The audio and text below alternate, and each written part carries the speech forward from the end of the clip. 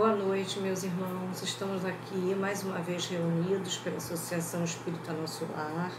Ainda não podemos nos ver, nos abraçar pela epidemia, né? Mas temos a oportunidade de estarmos aqui virtualmente. E como eu sempre falo, unidos em pensamento e em coração.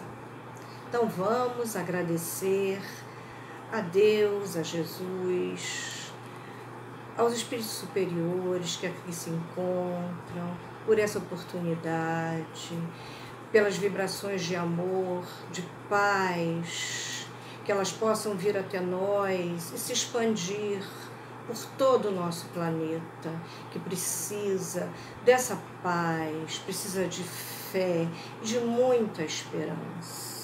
Que os bons espíritos possam levar aos nossos irmãos que estão padecendo no leito dos hospitais, muitos esperando por uma vaga, que eles possam ter fé, força e coragem. Obrigada, Jesus, por estar conosco, nos guiando, nos protegendo. Obrigada por tudo. E fique conosco, hoje e sempre, que assim seja. O que eu escolhi para falar hoje foi da lei de justiça, de amor e de caridade, que é uma lei de Deus que está contida no Livro dos Espíritos, em que Kardec pede aos espíritos se ele pode dividir essa lei em 10 leis para que a gente entenda melhor. E os espíritos dizem que tudo bem, que ele pode dividir. E a última lei que Kardec coloca é a lei de justiça, de amor e de caridade, que para os espíritos é a lei mais importante, porque ela reúne todas as outras letras, as outras leis. Todas as outras leis estão contidas nessa lei. Então, Kardec nos fala da lei de justiça, de amor e de caridade. E na pergunta 875 do Livro dos Espíritos, Kardec pergunta: como se pode definir a justiça? E os espíritos respondem: a justiça consiste em cada um respeitar os direitos dos demais. Então nós temos que respeitar o direito do próximo. Isso é justiça. E na pergunta 886, ele pergunta qual o verdadeiro sentido da palavra caridade, como a entendia Jesus. E a resposta é: benevolência para com todos, indulgência para as imperfeições dos outros, perdão das ofensas. É o BIP, né? Como a gente chama. Benevolência, indulgência e perdão. E para falar dessa lei, eu pesquisei num livrinho de Divaldo Franco, pelo espírito Joana de Ângeles, Leis de Morais da Vida, em que ela fala de cada lei divina. E ela fala através de mensagens. Ela pega a lei e ela traduz essa lei em mensagens. E a mensagem que eu escolhi, que ela coloca, da lei de justiça, de amor e de caridade, foi auxílio a sofredores. Por tudo que a gente vem passando, né, que a gente possa entender como Joana nos diz que a gente pode ajudar aquele irmão que está sofrendo. Joana começa: diante deles, os sofredores de qualquer jaz, policia a conduta no ato de ajudá-los. Tragam-te ao conhecimento problemas econômicos, morais ou de saúde, não te revistas de falsa superioridade, assumindo a aparência de benfeitor, com que poderás constrangê-los, adicionando já existentes novas aflições. Cada dificuldade se resolve mediante recurso específico. Não o padronizes, igualando suas dores, somente porque façam parte da imensa massa de padecentes da terra. Este deseja externar aflições e receber amizade. Aquele anseia por socorro imediato, pelo pão ou o medicamento. E talvez, nos desespero em que se vê colhido, não disponha das palavras próprias, fazendo-se impertinente, rebelde, inquieto.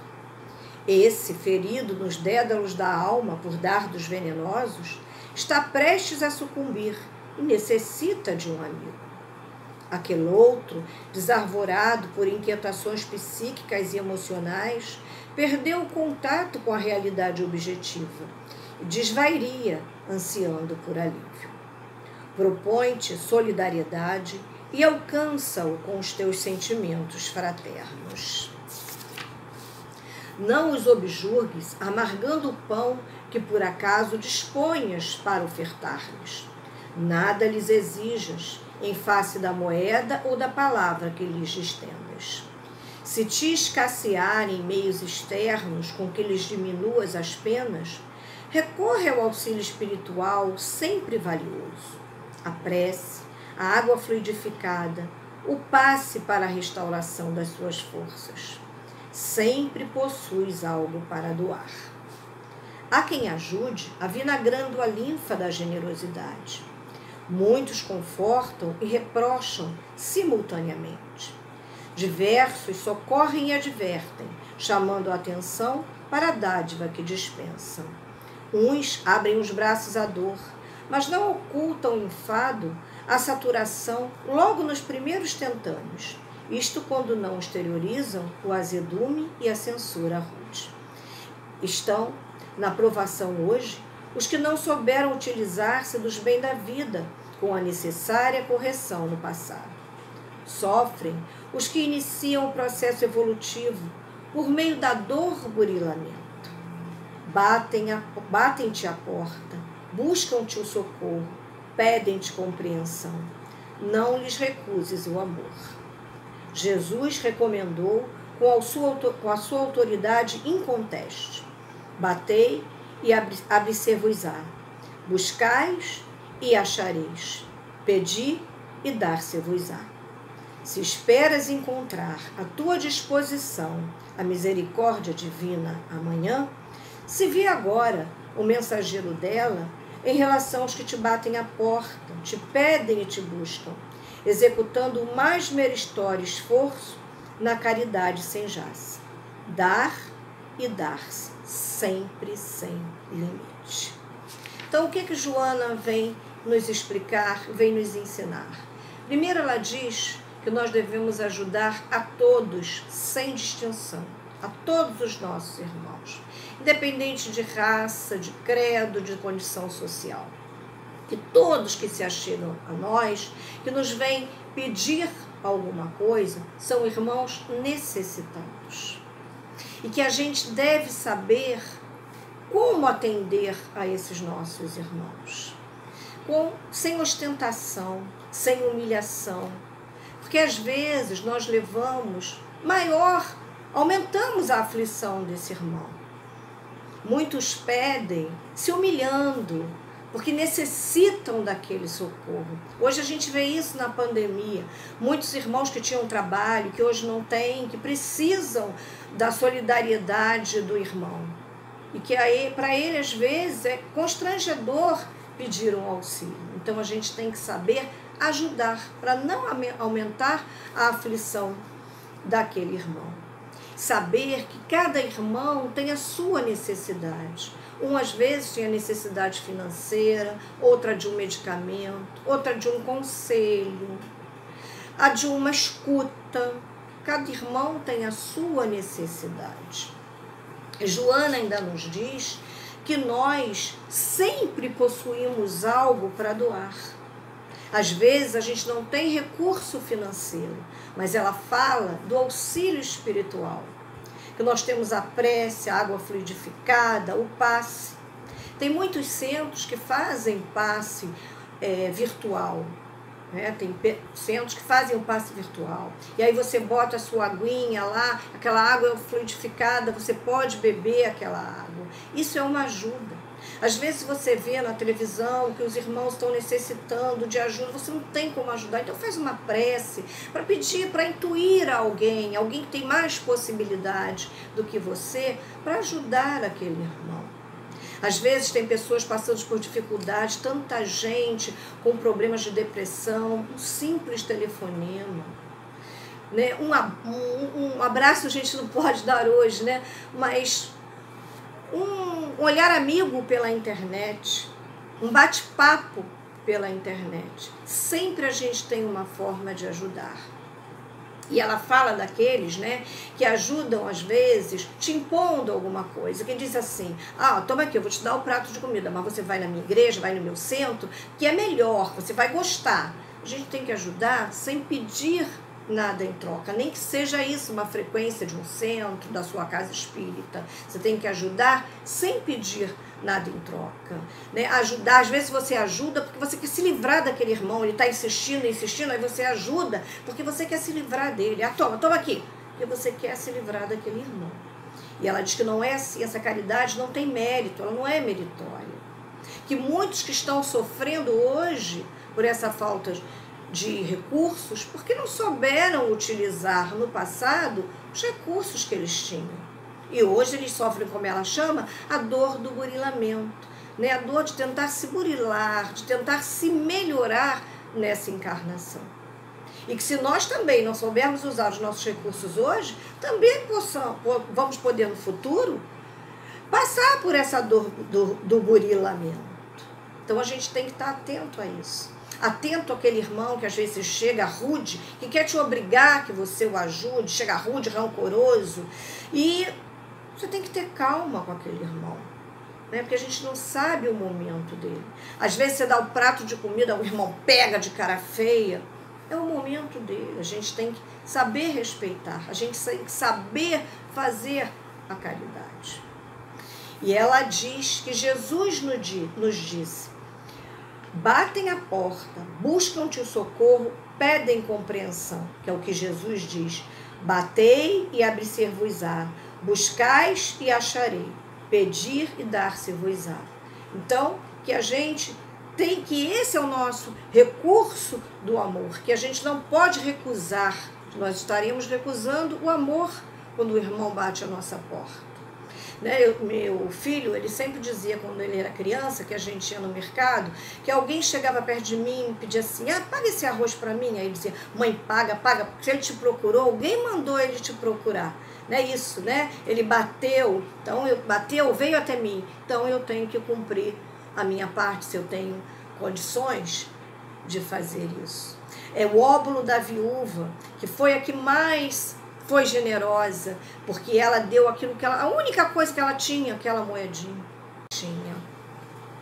No Evangelho também conta a história de uma mulher da alta sociedade que visitava famílias pobres, levando alimentos, roupas para as crianças. Inclusive ela levava a filha, para a filha brincar com as crianças, a maneira da filha também praticar a caridade, né? E ela ajudava, dava carinho, visitou o marido da senhora que estava doente. Esses são exemplos de caridade.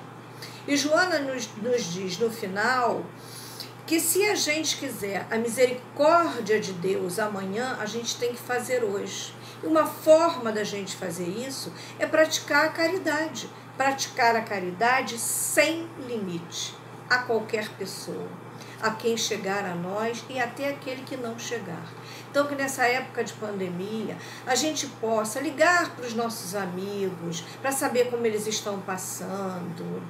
É uma questão de afeto, fazer pela internet, conversar com nossa família pela internet, fazer com que a solidão não tome conta das pessoas, principalmente aquelas que estão sozinhas, que moram sozinhas, que a gente possa praticar mais a solidariedade, né?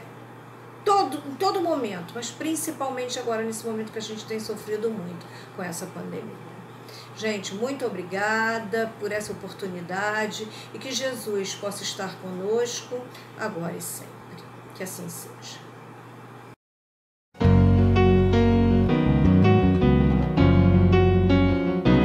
Deve haver um lugar dentro do seu coração onde a paz brilhe mais que uma lembrança. Sem a luz que ela traz, já nem se consegue mais encontrar o caminho da esperança. Sinta, chega o tempo de enxugar o pranto dos homens, se fazendo irmão. estendendo a mão. Só o amor, mundo que já se fez, e a força da paz junta todos outra vez. Venha, já é hora de acender a chama da vida e fazer a terra inteira feliz.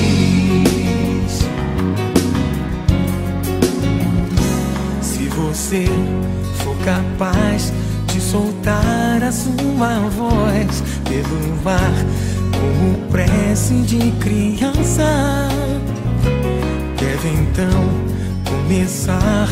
Outros vão te acompanhar e cantar com harmonia e esperança. Deixe que esse canto lave o pranto do mundo pra trazer perdão e dividir o pão. Só o amor, mundo que já se fez, e a força da paz junta todos outra vez. Venha, já é hora de acender a chama da vida e fazer a terra inteira feliz. Quanta dor e sofrimento em volta a gente ainda tem, pra manter a fé e o sonho dos que ainda vêm. A lição pro futuro vem da alma e do coração, é buscar a paz, não olhar pra trás. Com amor, se você começar, outros vão te acompanhar e cantar com harmonia e esperança. Deixe que esse canto lave o pranto do mundo pra trazer perdão e dividir o pão.